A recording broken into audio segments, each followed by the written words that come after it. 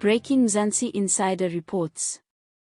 Brigadier Rachel Matjeng has made a notable revelation during her testimony at the Madlanga Commission, stating that businessman Vusimuzi Matlala once bought her Ozempic valued at around R4,000. The statement has drawn significant attention as the Commission continues to investigate possible links between law enforcement officials and individuals with business and political influence. According to Matjeng, the purchase of the medication occurred during her interactions with Matlala. Ozempic, which is commonly used to manage type 2 diabetes and has recently gained popularity for weight loss, is known to be expensive and in high demand. Her admission has raised questions about the nature of their relationship and whether the gesture could be seen as a personal favor or something more concerning. The mention of Matlala is particularly significant, as he has been associated with various high-profile matters and allegations involving influence and business dealings. His connection to a senior police officer, especially in a context involving financial benefit, is likely to be closely examined by the Commission. The Madlanga Commission is expected to investigate the matter further, including the circumstances under which the medication was purchased and whether it had any impact on Matjeng's professional conduct. The inquiry may also look into broader patterns of interaction between officials and private individuals.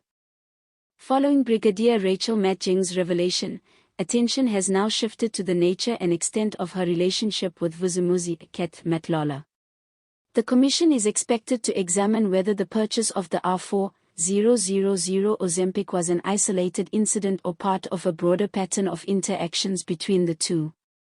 Legal and ethics experts suggest that any form of benefit received by a senior police official from a private individual, especially one linked to controversial dealings, raises serious concerns.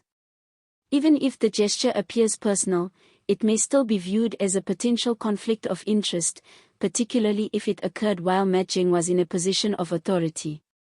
The Commission may also request supporting evidence such as bank records, messages, or testimony from additional witnesses to establish the full context of the transaction. This could help determine whether there was any expectation of influence or preferential treatment tied to the alleged purchase. At the same time, questions are being raised about internal SAP's regulations regarding gifts and relationships with external parties. If any policies were breached, the matter could extend beyond the Commission into disciplinary processes within the police service. As the Madlanga Commission continues its work, Brigadier Rachel Matjeng's testimony is becoming part of a broader narrative about accountability within state institutions. What may seem like a single transaction is now being viewed in the context of potential networks of influence that the Commission is working to uncover. The inquiry is expected to assess whether similar relationships exist between other officials and private individuals. If patterns begin to emerge, it could point to systemic issues rather than isolated incidents. This would have serious implications for how public institutions are governed and how ethical standards are enforced. There is also growing public interest in the outcome of the Commission's findings. Many are looking to the process not just for answers, but for meaningful consequences where wrongdoing is identified. The credibility of law enforcement agencies, in particular, could be affected depending on how these matters are handled.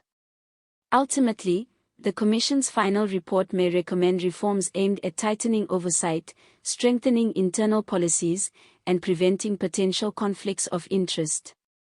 Whether these recommendations will translate into real change remains to be seen, but the current proceedings have already sparked an important national conversation about integrity and transparency in public service.